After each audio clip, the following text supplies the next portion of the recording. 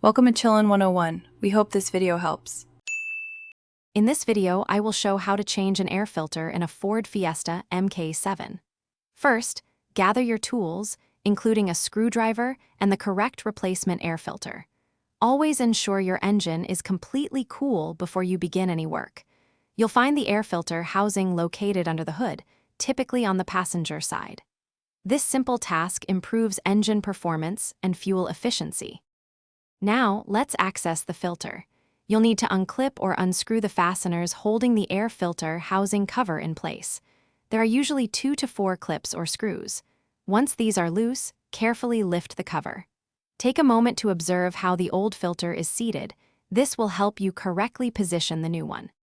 With the housing open, gently remove the old, dirty air filter. You might notice accumulated dust and debris, so take a moment to wipe the inside of the housing clean. Now, carefully place the new air filter into the housing, ensuring it sits snugly and matches the orientation of the filter you just removed. This step is crucial for proper sealing.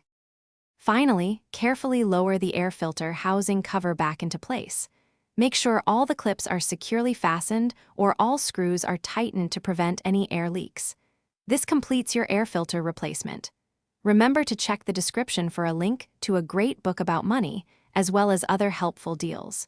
Regular maintenance keeps your car running smoothly. Thanks for watching. Consider subscribing if we helped you.